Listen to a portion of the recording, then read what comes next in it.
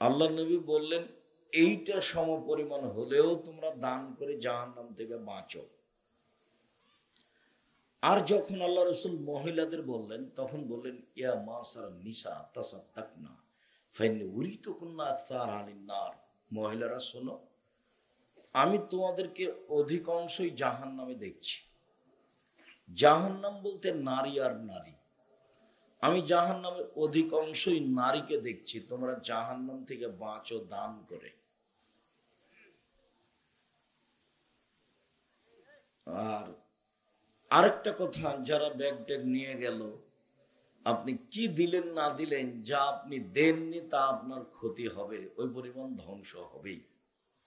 আপনার পরিবারে অশান্তি নেমে আসবেই, কেউ ঠেকাতে পারবে না সময়ের গতিতে।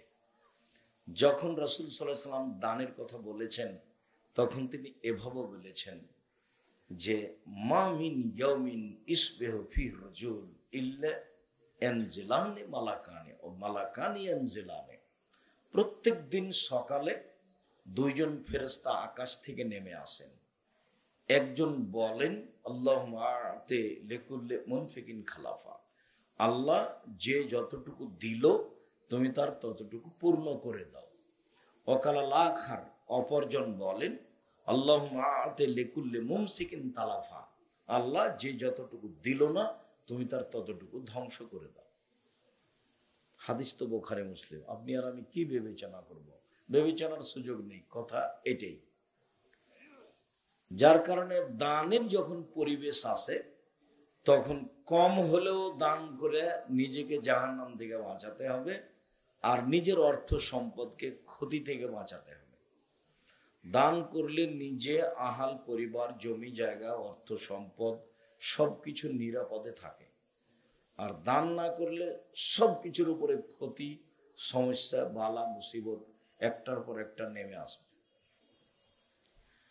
আরো মনে রাখা ভালো হবে যে দান হলো ইবাদত, এবং ইবাদতের জগতে সবচেয়ে শক্তিশালী ইবাদত।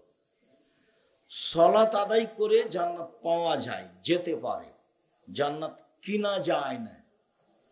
হজ করে জান্নাত পাওয়া যায়, যেতে পারে, জান্নাত কিনা যায় না। সিয়াম পালন করে, রোজা থেকে জান্নাত পাওয়া যায়, যেতে পারে, জান্নাত কিনা যায় না। তাসবিহ তাহলিল জিকির আজকার করে, কোরআন তেলাওয়াত করে জান্নাত পাওয়া যায়, যেতে পারে, জান্নাত কিনা যায় না। কিন্তু দান এমন একটা ইবাদত যা দিয়ে জান্নাত কিনা যায়। আল্লাহ তাআলা বলছেন, আমি জান্নাত বিক্রি করলাম তোমাদের টাকা এবং তোমাদের জানের বিনিময়ে। এই দুটো আমাকে সময়ের গতিতে বুঝিয়ে দাও, আমি তোমাদের কাছে জান্নাত বিক্রি করে দিলাম। এই কথা আল্লাহ তাআলা বলেন, আর এইভাবে মুহাম্মদ সাল্লাল্লাহু আলাইহি ওয়াসাল্লাম বলেন। সম্মানিত দ্বীনি ভাই বোন, প্রথমে মানুষকে বিচারের মাঠে সালাত, নামাজ সম্পর্কে জিজ্ঞাসা করা হবে। ফাইন সালাহাত সালাহুল্লাহু সায়রাম আলাইহি, যদি তার সালাত কবুল হয়, সব ইবাদত কবুল করা হবে। ফকিরকে 10টা টাকা দিয়েছে, সেটা কবুল হবে। হজ করেছে, সেটা কবুল হবে। ওয়াইন ফাসাদাত ফাসাদাল্লাহু সায়রাম আলাইহি, আর যদি সালাত কবুল না হয়, এটা যদি বাতিল হয়ে যায়, তাহলে সব ইবাদত বাতিল বলে গণ্য হবে। আল্লাহ সব ক্রস চিহ্ন দিয়ে দেবেন, সব বাতিল। এক অবাক ইবাদত সালাত, এমন একটি ইবাদত যার উপরে নির্ভর করে অন্যান্য ইবাদত। এই ছেলে, এই যে বাহিরে গল্প করছে, পাড়াতে কোনো দেখাশোনা করার ছেলে নেই, কোন শরমে গল্প করো? তোমার একটু শরম লজ্জা হয় না কেন? আমি এখানে কথা বলছি, তুমি গল্প করো কি করে? আমি তো তোমার জন্য এসেছি। তোমার এতটুকু বোধোদয় নেই, বোধগম্য নেই, তোমার হিতাহিত জ্ঞান নেই। তুমি নিজেকে মানুষ মনে করো না, গরু ছাগল মনে করো, পশু প্রাণী মনে করো। আমি কথা বলছি, তুমি গল্প করছো কি করে? জায়গা থাকলে বসেন, আর জায়গা না থাকলে দাঁড়িয়ে থাকবেন, এক পায়ে দাঁড়িয়ে থাকবেন, কথা বলবেন না। আমি আপনার জন্য এসেছি, অনেক পথ অতিক্রম করে এসেছি। আমার মনে হচ্ছে যে এইভাবে আমি আর অতীতে কোনোদিন প্রোগ্রামে এইভাবে রাস্তায় যাইনি কোনোদিন। 90 সাল থেকে এ যাবত আপনি গল্প করবেন, এটা আমার জন্য গ্রহণীয় হবে? নোংরা নীতি ত্যাগ করেন। যদি অনুকূলে না হয় বাড়ি যান, এখানে এসে খামাখা ঢং করে গল্প করছেন কেন? তোমরা দেখো, ওই যে ওখানে দেখো তো, পিছন দিকে দেখো তো, এই পাড়ার কোনো ছেলেপিলা নেই? আচ্ছা, আনাস রাদিয়াল্লাহু তাআলা আনহু বলেন, রাসূল সাল্লাল্লাহু আলাইহি সাল্লাম বলেছেন, as-salatu salasatu aflasin, সালাত তিন ভাগে বিভক্ত। সালাত আদায় করলে তিনটে জিনিস জরুরি করা লাগে। এক, আত-তাহুরু সুলুসুন, অজু হলো তিন ভাগের এক ভাগ, মানে অজু ঠিক হলে সালাতে যা নেকি হয় তার তিন ভাগের এক ভাগ পেয়ে গেলাম। দুই, রুকু সুলুসুন, রুকু হলো তিন ভাগের এক ভাগ, মানে সালাতে রুকুটা যদি ঠিকঠাক হয় তাহলে তিন ভাগের এক ভাগ নেকি পেয়ে গেলাম। ও সুজুদ সুলুসুন, সিজদা হলো তিন ভাগের এক ভাগ, সিজদাটা যদি রাসূলের পদ্ধতিতে হয় তাহলে তিন ভাগের এক ভাগ পেয়ে গেলাম। আর তিনটাই যদি ঠিক না হয় এক নেকিও হবে না। যেই পরিমাণ কম হবে সেই পরিমাণ নেকি কম হবে। এখন আল্লাহ রাসূল বলছেন তার পরের বাক্যে, ফামানাদাহা বিহাক্কিহা, কেউ যদি ঠিক ঠিক নীতি অনুযায়ী সালাত আদায় করে, কবিলাত সালাতুহু, তাহলে তার সালাত কবুল করা হবে। অকবিলা সায়ের আমলিহি, সব ইবাদত কবুল করা হবে। ওয়াইন রুদ্দাত আলাইহি সালাতুহু রুদ্দা আলাইহি সায়ের আমলিহি, আর যদি তার ইবাদত সালাত কবুল না করা হয়, ফেরত দেওয়া হয়, তাহলে সব ইবাদত ফেরত দেওয়া হবে। জীবনে যা করেছেন সবই বাতিল। সালাত এমন একটি ইবাদত যার উপরে নির্ভর করে অন্যান্য ইবাদত। মনে রাখতে হবে, মানুষের জীবনে সবচেয়ে জরুরি, ব্যতিক্রম, ভিন্ন ধরনের কাজ হলো ইবাদত, সালাত। মনে রাখবেন, জীবনে চারটা কাজ। এক, 5 ওয়াক্ত সালাত আদায় করা। 2, হালাল রুজি উপার্জন করা। 3, কোরআন মাজিদ তেলাওয়াত করা। 4, দুইজন বলে বসে আড্ডা না পিটা কোনো জায়গায়। এই যে আমরা এখানে কথা বলছি, আর ইতর শ্রেণীর, নোংরা শ্রেণীর মানুষ এই যে টিভি চালাচ্ছে, 5 জন 7 জন বসে আছে, ল্যাংটা মেয়ে দেখছে, ঘন্টার ঘন্টা বসে আছে। ওকে জিজ্ঞাসা করো যে আপনি ভালো মানুষ না খারাপ মানুষ, ওই বলবে যে আমি খারাপ। ধরেন একটা মানুষের লজ্জাবোধ থাকলে 5 জন 7 জন মিলে ল্যাংটা মেয়েকে দেখে, বসে বসে আছে, গল্প করছে, দেখছে, দিন দিন ঘন্টার ঘন্টা কাটাচ্ছে। এগুলো পশু প্রাণী, গরু ছাগল, কুকুর শ্রীগাল। আল্লাহ তাআলা বলছেন, বুঝেও বুঝে না ওরা, অন্তর আছে বোঝে না, দেখেও দেখে না ওরা, চক্ষু আছে দেখে না, শোনেও শোনে না ওরা, কান আছে শোনে না। উলাইকা কালা আনাম, তারা পশু প্রাণীর মতো, তারা গরু ছাগলের মতো, তারা কুকুর শ্রীগালের মতো। বালু মাজাল বরং তার চেয়ে খারাপ, কুকুর শ্রীগালের চেয়ে খারাপ। ঘন্টার ঘন্টা বসে ল্যাংটা মেয়ে দেখে, নামাজ রোজা বাদ দিয়ে, আর মানুষের বদনাম করে, সে পশু প্রাণীর চেয়ে খারাপ, কুকুর শ্রেণীর চেয়ে খারাপ। হলো নিম্ন শ্রেণীর মানুষ, ইতর শ্রেণীর মানুষ। তার ভদ্রতা, নীতি, বৈশিষ্ট্য বলে কোন জিনিসই নাই। আমরা তো 1 মিনিট 30 সেকেন্ড থাকতে পারবো না, 30 সেকেন্ড। ওখানে যেখানে টিভি চলছে, 4 জন 5 জন মানুষ আছে, আমরা 30 সেকেন্ড দাঁড়াতে পারবো না। অথচ আপনার স্বভাব এত খারাপ, আপনার খাসলুক এত খারাপ, আপনার অভ্যাস এত খারাপ, আপনার অভ্যাস এত নোংরা, এত বর্বর, এত অসভ্য, যে ঘন্টার ঘন্টা আপনি একজন মুসলমান হয়ে ল্যাংটা মেয়ে দেখছেন আর বসে আছেন আর গল্প করছেন। ধর্ম পাগল হয়ে গেছে, হজ করে জান্নাত কিনবেন, অত সহজ নয়। 4টা কাজ মনে রাখবেন। দোকানে এসেছেন, জিজ্ঞাসা করবেন লবণ আছে, 1 কেজি লবণ দেন। কাঁচামরিচ আছে, 200 কাঁচামরিচ দেন। নেওয়া হয়েছে, টাকা দেওয়া হয়েছে, আসসালামু আলাইকুম, এই পর্যন্ত সবাই। একরাহুল কালামা বাদাল ইশায়, আল্লাহর নবী এশার সালাতের পরে কথা বলা ঘৃণা করতেন। একরাহুল নাওমা কাবলা ইশায়, এশার সালাতের পূর্বে তিনি ঘুমিয়ে যাওয়াকে ঘৃণা করতেন। এটা তার শিষ্টাচার, এটা তার বৈশিষ্ট্য, এটা মুসলমানের নীতি, এটা মুসলমানের শিষ্টাচার। মুসলমান কোনোদিন 4-5 মিলে বসে গল্প করতে পারে না। যখন তার চরিত্র, তার অভ্যাস, তার খাসলাত যখন কুকুর শ্রীগালের মতো হয়ে যায়, তখন তার অনুভূতি কাজ করে না। আপনাকে এখানে একটা কথা শোনাই। আনাস রাদিয়াল্লাহু, এই ছেলে, তোমরা মোবাইলে বক্তব্য নকল রেকর্ডিং করছো না অন্য কিছু দেখছো? রাসূল সাল্লাল্লাহু আলাইহি সাল্লাম বলছেন, লা ইয়াকুনান্না ফি হাযিহিল উম্মাহ, আমার এই উম্মাতে 3টে বিপদ নেমে আসবে 3টা কারণে। 1, ভূমিকম্প হবে। 2, আকার আকৃতি পরিবর্তন হবে। সন্ধ্যায় থাকবে মানুষ আর সকালে হবে শোর, বানর। আমি বলিনি এই কথা, এই কথা মুহাম্মদ সাল্লাল্লাহু আলাইহি ওয়াসাল্লাম বলছেন। 3, সমস্যা নেমে আসবে, বিপদ, ঝামেলা, মারামারি, হইচই। 3টা বিপদ আসবে। 1, ভূমিকম্প। 2, আকার আকৃতি পরিবর্তন, একবারে হুবাহু শুকুর শোর হয়ে যাবে সকালে মানুষ। আমি এই কথা বলিনি, এই কথা মুহাম্মদ সাল্লাল্লাহু আলাইহি ওয়াসাল্লাম বলছেন, যে সকালে ওরা শোর হয়ে যাবে, বানর হয়ে যাবে। 3, সমস্যা, ঝামেলা নেমে আসবে, বিপদ নেমে আসবে। পাপ 3টে কি? 1, এটা সারেবুল খমরা, যখন মানুষ মদ খাবে, বিড়ি, তামাক, জর্দা, সিগারেট, গুল, নেশাদার দ্রব্য যখন খাবে, তখন এই 3টা বিপদ নেমে আসবে। 2, জাহরাতুল কায়নাত, মেয়েরা যখন নাচবে, সব দোকানে মেয়ে নাচে, প্রায় সব মোবাইলে মেয়ে নাচে, প্রায় সব বাড়িতে মেয়ে নাচে।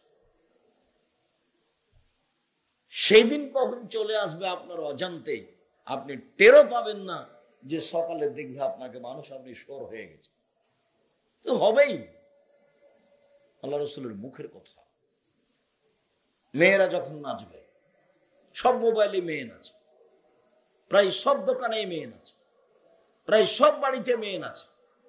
3, অজারাবুল মাযিব, যখন বাদ্যযন্ত্র প্রকাশ পাবে, সব মোবাইলে বাজনা বাজে, প্রায় সব দোকানেই বাজনা বাজে, প্রায় সব বাড়িতেই বাজনা বাজে, তখন 3টা বিপদ নেমে আসবে। 1, ভূমিকম্প হবে। 2, মানুষ শোর হয়ে যাবে, সন্ধ্যায় থাকবে মানুষ, সকালে হবে শোর, বানর। এখানে একটা কথা বলে আমরা সামনে চলে যাই। আবার মানুষ শোর হবে এই কথা আল্লাহ নবী বললেন কেন? বানর হবে এই কথা বললেন কেন? বলতেন যে কুকুর শ্রীগাল হয়ে যাবে, বলতেন যে সাপ ব্যাং হয়ে যাবে। তো শুকুর আর বানর কেন? বানর এই জন্য যে মানুষ সবসময় অনুকরণ করবে খ্রিস্টানের, ইহুদি খ্রিস্টানের চলাফেরা, খাওয়া, থাকা, কাপড় চোপড়, পোশাক। এ দেখেন, মাথার চুল উপর চতুর্দিক ছাটা আছে, উপরে বড় চুল আছে, গেঞ্জি গায়ে দেওয়া আছে, পিছনে 10 লেখা আছে। ওটা দেখতে দেখতে সালাত শেষ। সব ওদের মতো চাল চলন করবে, অনুকরণ করবে মুসলমান হয়ে। মেয়ে, আপনার মেয়ে, আপনি হজ করেছেন, মেয়ে মাস্টার ডিগ্রি পাস করেছে, স্কিন পায়জামা পরে আছে, অঙ্গ প্রত্যঙ্গ সব দেখা যাচ্ছে। ইহুদি খ্রিস্টানদের সাথে আমার উম্মত মিশে যাবে। মিশে যাওয়াটাকে তিনি এইভাবে বললেন যে ডান হাতের বিঘত যেমন বাম হাতের সমান সমান সমান, আমার উম্মত ইহুদি খ্রিস্টানের সাথে নিয়মে, চলাফেরাতে, পোশাক আশাকে, খাওয়াতে, থাকাতে, খাতা কলমে মিশে যাবে সমান সমান। আবার বললেন, ডান পায়ের জুতা যেমন বাম পায়ের সমান, হাজওয়ার নাল বিন নাল, এই দুটা যেমন সমান সমান, আমার উম্মত ইহুদি খ্রিস্টানদের সাথে মিশে যাবে তেমন সমান সমান। এই কথা বলে এবার তিনি ভাষাগত নিচে নামতে লাগলেন। নামতে নামতে বলছেন, পৃথিবীর মানুষ শুনে রেখো, ইহুদি খ্রিস্টান যদি মায়ের সাথে জেনা করে থাকে, আমার উম্মত মায়ের সাথে জেনা করবে। রাসূলের মুখের ভাষা না বলছি। সবসময় তাদের কর্ম, গতিনীতি সব পছন্দ করবে। আল্লাহ রাসূল বলছেন, আমার জীবনে আফসোস, 1, আইম্মাতাম মুজিল্লিন, ভ্রান্ত হুজুর, হুজুর ধর্ম বেঁচে খাবে, এটা আমার জীবনে বড় ভয়, আশঙ্কা। কোরআন মাজিদ খুলে বলছে, দেখেন আল্লাহ ভোট দিতে বলছে, কোরআন মাজিদ খুলে। কোরআন মাজিদ খুলে দেখছে যে দেখেন আল্লাহ ইয়ে দিতে বলছেন, মিলাদ করতে বলছে।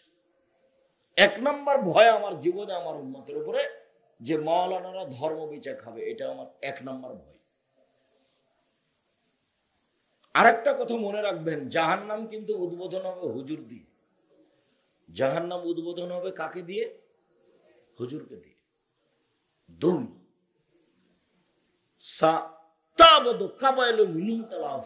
আমার উম্মত মূর্তি পূজা করবে। ঢাকায় এক বাড়িতে গেছি, তো বলছে আপনারা এক সাহেব আমি আমার মাকে খুব ভালোবাসি, দেখেন সুন্দর করে মাকে সাজিয়ে ওই ভালো করে কাঠটার দিয়ে ঝুলিয়ে রেখেছে যে আমার মাকে আমি খুব সম্মান করি। তো আমি বললাম যে আপনি ইতর শ্রেণীর মানুষ, আপনি কুসন্তান, যে বলেন কি আপনি? আপনার মা আপনাকে রেখে যাওয়া আপনার মায়ের জন্য অভিশাপ, আপনি একটা কুসন্তান। কেন এভাবে? মানে যেদিন আপনার মাকে মাটি দিয়ে এসেছেন সেদিন বাড়িতে আপনার মায়ের হজ করা একটা পাসপোর্টের ছবি ছিল, সেটাকে একবারে টুকরা টুকরা করে ছিঁড়ে ফেলে দিয়ে কবরের পাশে গিয়ে আপনি বলতেন হাত তুলে, আল্লাহ আমার মাকে ক্ষমা করো, তখন আপনি হতেন সুসন্তান।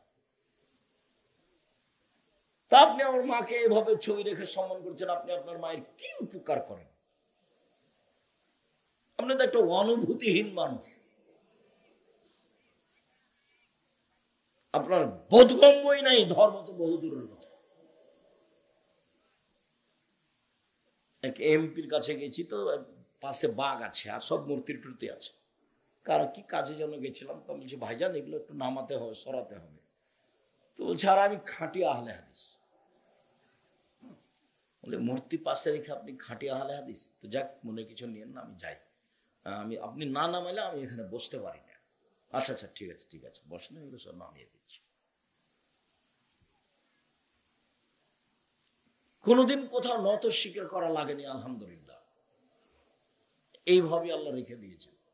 90 সাল থেকে আছি মাঠে, ধর্মের ব্যাপারে জাতির কাছে কোনোদিন নত হওয়া লাগেনি, কারো পিছে পড়া লাগে না, আলহামদুলিল্লাহ। বলছিলাম মানুষ বানর হবে কেন, মানুষ শোর হবে কেন? মুসলমান যেদিন ইহুদি খ্রিস্টানের অনুকরণ করবে, ওই হাদিসের দ্বিতীয়টাতে তিনি বললেন আমার উম্মত মূর্তি পূজা করবে, আর তৃতীয়টাতে বললেন সাতালতাহেতু কাবায়দু মিন উম্মতিল মুশরিকিন, আমার উম্মত হিন্দুদের সাথে মিশে যাবে। আগে তো বাজনা বাজতো কাদের বিবাদে? হিন্দুদের। দড়িয়ে সব ছেলেরা যেত হিন্দুদের বিবাদে বাজনা বাজছে সেটা দেখতে, আর যত সব মূর্তি।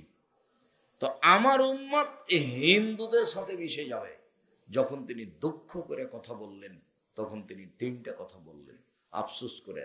আমার আশঙ্কা, 1, হুজুর ধর্ম বিচার খাবে, ভ্রান্ত হুজুর হবে, ভ্রান্ত।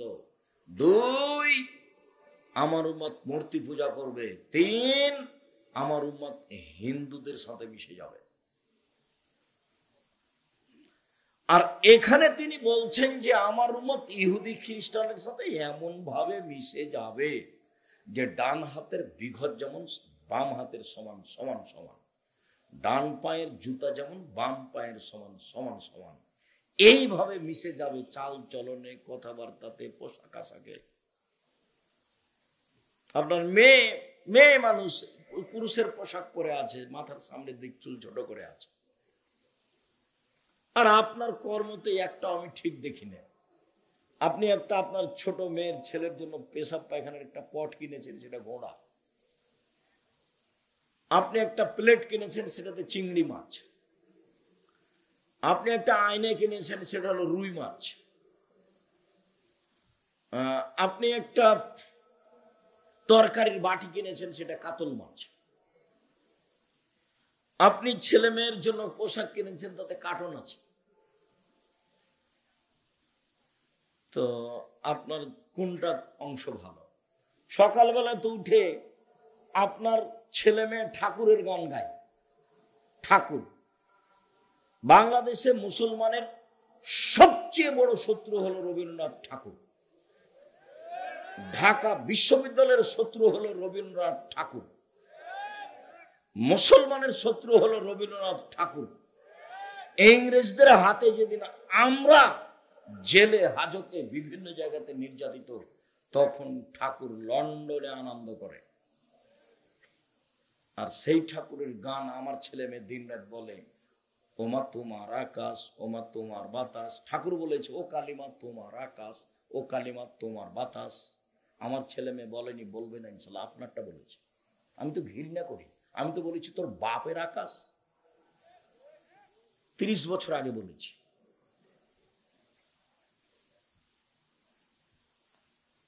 আমার উম্মত এই হিন্দুদের সাথে মিশে যাবে। যতবার আপনার ছেলে বলছে ওমা তোমার আকাশ, ওমা তোমার বাতাস, ততবার আপনার ছেলে মেয়ে কার আকাশ বলছে? কালিমার। ও কালিমা তোমার আকাশ, ও কালিমা তোমার বাতাস। ঠাকুর কাকে বললো ওমা তোমার আকাশ তোমার বাতাস? আল্লাহকে কি ঠাকুর বলছে মা? ঠাকুর কি আল্লাহকে মা বলবে? ঠাকুর অত বোকা? ঠাকুর হচ্ছে মুসলমানের জানি শত্রু, ঠাকুর মুসলমানের মানি শত্রু। ঠাকুর হচ্ছে ইংরেজদের 1 নাম্বার দালাল, ভারত বাংলাদেশ পাকিস্তান 3 দেশ মিলে।